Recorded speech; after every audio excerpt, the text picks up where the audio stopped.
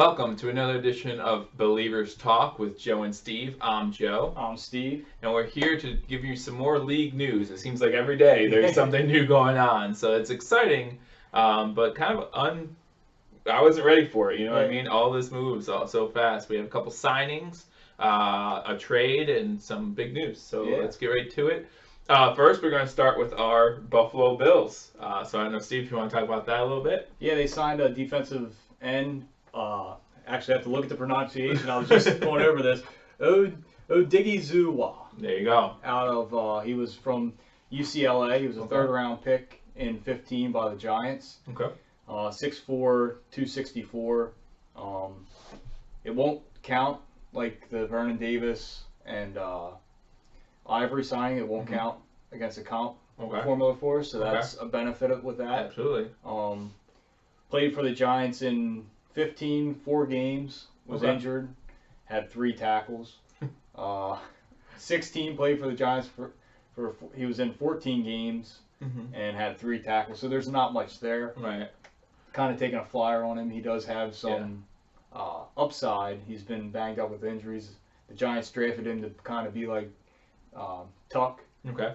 But never really panned out there. So it's one of those kind of fill out the roster, and if he makes it, he makes it. Yeah, I mean, this is a younger guy, like you said, drafted in 2015. So, I mean, he still has some, like you said, some upside, a ceiling there. We were talking earlier, he did get busted by the league, was suspended 4 games for substance abuse. So that would count against him if he got caught with substance abuse again, correct? He'd be suspended for the entire year at that point. Last year when he got caught, then he was supposed to be suspended 4 games, and they released him in the offseason. Okay. So, and there also was a report that he was kind of going back and forth if he was going to just quit football. And then he got busted with the PED and then suspension, and they just cut him. So he did have a workout last October with Dallas. Okay. So we'll see where it goes. We'll see what happens. Sometimes the change of scenery, you know, can make all the difference in the world. So hopefully we would hope that's a good sign for us. Like you said, it doesn't count towards our compensatory picks next year. So so that's good. So yeah, I mean, worst case scenario, we signed him, we just release him, you know. So it doesn't seem like a big deal. Yeah, we don't know the contract. It's a 1-year deal. Right. So I don't know what the salary is yet or the guarantees. I can't imagine much because he was out of football last year. Right. And it's one of these guys that if he can be like Justin Tuck and play outside and inside and give us a pass rush, hey, it might benefit us. So absolutely. At least, you know, you got to sign 90 some players to the roster anyway. So one in the camp. Take a flyer on him. Yeah, you might as well give this guy a shot. I mean, obviously he was drafted in the 3rd round for a reason. Those 3rd round guys are still, a lot of times, especially defensive end, your 3rd round guys are starters, you know, right away. So hopefully it works out for us. Hopefully that will be a good signing, and we'll see what happens. I trust McDermott and Bean knew what they were doing when they did it, so we'll see what happens. But moving on to further news, now it seems like we're moving to the Rams and Seahawks portion. Let's go to the NFC West for a little bit. First thing on the radar is Denver traded Aqib Talib to the LA Rams for a 5th round pick. And as we talked about off camera, this kind of surprised me. I didn't even think Talib with his age was worth a 5th round pick. But he everybody thinks of him because of his name. Yeah. And he kind of gets, you know, the publicity because of his name. Right. Everybody knows who he is. But really here, you could tell last year he dropped off some. Yeah. So it doesn't surprise me that it's a 5th round pick or less. I mean, he had $11 million cap hit this year. Yeah. Denver's trying to clear cap space to make a run at Cousins. Right. So with this trade, it brings them up to $35 million in cap space. Okay. Talib has $11 million salary cap hit this year, and an $8 million next year. So that's something to watch too, because LA's got to do something with Darnold. Tim Darnold. Yep. And see what they kind of do, because they have now a lot of money invested in their corners. Right. They're going to have to re-up Marcus Peters here soon. Now, yeah. So speaking of corners and the Rams also signed Sam Shields. So that will be another. I don't know if their contract hasn't figured out yet, but that will be another. Yeah, I'm pretty sure that's a small deal. Right. He was out last year with concussions. Yeah. Yeah, I think he sat out the whole year. Formerly of Green Bay. Yeah.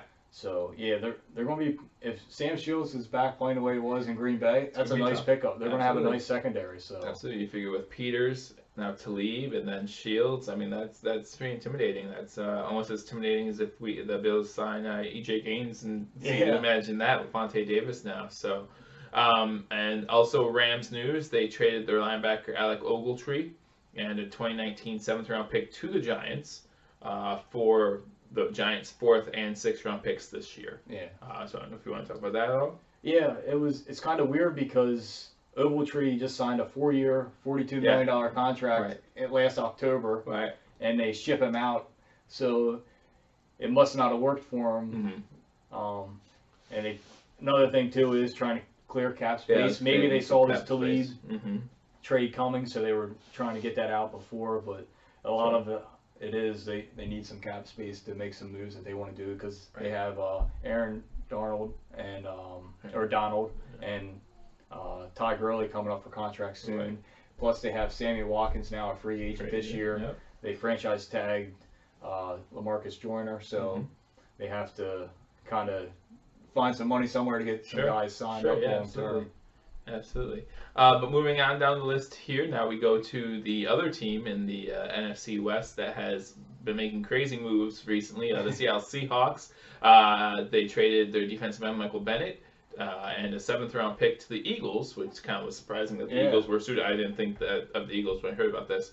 For Marcus Johnson and a 5th-round pick. So they got a 5th-round pick and wide receiver in return, which, they could probably use some depth at wide receiver anyway. So good pick up for them. And the Eagles got Michael Bennett, who, he could still cause some havoc. I mean, that defensive line might be a little intimidating this year. Yeah, he'll fit nice in that wide 9 short scheme. Right. I have to look at his cap number, but they're already $11 million over the cap. With this, it's going to push them. They also they're going to have to cut Vinny Curry because nobody's going to trade for him now. He has a $9 million cap hit. Nobody's going to really pay that for him. The other thing that kind of with this is I believe now Nick Foles does get traded because they're going to need that cap space. That cap space, but the Seahawks got Marcus Johnson to kind of replace Paul Richardson in case if he moves on in free agency. So that's their speed guy. So I think that's why they kind of did this deal, and they're cleaning house, as we'll tell. Yeah, right. Yeah, there's plenty more of the Seahawks to come. They are now offering. They're listing the trade offers from other teams for their safety Earl Thomas. So another part of the Legion of Boom, as they used to be called, that looks like he'll be going somewhere else. So they're going to listen, but what I've heard they're going to want an arm and a leg for him. Sure. So we'll see. He's in their future plans, but I guess if they get blown away with something, they'll trade him and move on there. And that's now into, we can start about Richard Sherman. Richard Sherman, did he tweet saying he won't be back next year, or tell someone that he won't be back next year? Even his mother tweeted out about sad to see her son has to move on or something like that. But they're expected to release him and Jeremy Lane. He'll be released most likely tomorrow or so. They tried to trade Jeremy Lane last year with the Dwayne Brown, and he failed the physical, so they took him back, and they're going to clear those 2 guys out, and it looks like it's going to be a new secondary. A whole new secondary. Might be, never know if Chancellor will be back. Yeah. So. Yeah, it's going to be crazy. I don't know what Seattle will be without them. I think it might be a rebuild time for Seattle. You just don't know. With the Rams coming up, the Niners look like with Garoppolo they'll be a contender here coming up. It'll be interesting to see what happens with Seattle as we move forward. That's definitely with the quarterbacks and with Garoppolo and the Rams quarterback. Goff. Yeah, I mean 2 good quarterbacks. You want that secondary to be set up, right? Yeah. So we'll see what happens with Seattle. They also did bring in 2 guys for visits. Linebacker Brian Cushing, formerly of the Texans, right? And then running back James Stewart from the Panthers. Right. So, but those aren't. Yeah, they're not anything special. They're not going to come in and make a huge impact. Cushing might make some sort of impact, but it isn't going to be like his old days. Yeah, Cushion's definitely a little older, and that still doesn't answer questions about the secondary. I mean, what's going to happen with that secondary? It's crazy how they're just kind of, like you said, cleaning house. So we'll see what happens. I'm still mad at Seattle over that Monday Night Football game that the Bills had against them 2 years ago. So Richard Sherman, I don't care. Yep. In other news, the Patriots released tight end Martellus Bennett. I remember when the Patriots signed him last year and the controversy that caused. So I don't know if you want to talk about that a little bit. Yeah, not much really to say. Last year he was up in the air if he wanted to keep playing or not, and then he got his release and signed with the Patriots. Was injured with his shoulder injury. Yep. I don't know if some of that has to do with it or just time to move on. Probably get some cap space too. I don't know. Yeah. There was a rumor that they were looking to get to lead. Okay. So who knows if Denver would have traded him, but that's one of the spots that Talib wanted to go to, so maybe that's what that was about. But everyone wants to go to New England. Yeah. Must be nice. And then Chris Baker, defensive tackle, signed a 1-year, $3 million deal with the Bengals, so he was signed. So that might, I'm not sure what the Bengals defensive tackle situation looked like, but that's obviously an improvement from what they had. 49ers, one of the Bills' former wide receivers, Marcus Goodwin, he got paid. So he got paid. Good for him. 3-year, $20.3 million deal. I don't know if you want to say anything about that. $10 million guaranteed. Okay. He was scheduled to make a little less than $1.5 million this year. Okay. He had a really nice year as it came on, especially when Garoppolo became the quarterback. So he got paid. He's averaging a little less than $7 million a year. So. And from what I understand, the 49ers have a lot of cap room, so they can be spending that money. So good for them. Goodwin, as we all know, speed guy. Yep. So I'd look for him to have a big impact for the 49ers. I hope so. For their sake, obviously, I hope so. Titans released running back DeMarco Murray.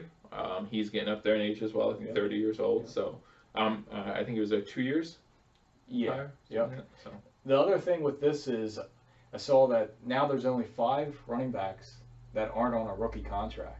Oh wow! In the league. Okay. So it's going to show you Le'Veon Bell wants the big money. Yeah. A lot of the teams are now going to the younger running backs. Sure. Save a lot of money, especially with a rookie scale. Yeah. It's kind of interesting. Yeah, I mean, Henry was taking over anyway. Yeah. Henry to me was a better back. Absolutely, yeah. But you're right. I mean, even next year, because we know Pittsburgh probably will not franchise tag Bell again, but at that point, Bell's going to be in his higher 20s. So, it's just a matter of what our team's willing to spend on a running back in their upper 20s, getting ready to go to 30. And then last but not least, another former Buffalo Bill, Ryan Fitzpatrick, who you love. Yeah. that might be an understatement. But he re-signed with the Tampa Bay Buccaneers, so he'll be there, which is a surprise. He has to be getting up there in age too, right? He's been in the league for quite a while. Yeah. I forget the number. I believe it's like 14 years or something like that. He's made a good living as being a backup quarterback. Can't blame him for that. Absolutely. But best of luck to him. Yeah, sure. I'm glad he's there and not in Buffalo. Just put it that way. But that doesn't help our quarterback situation, which we'll talk about in the future in probably the next episode. So that's what we're looking forward to next.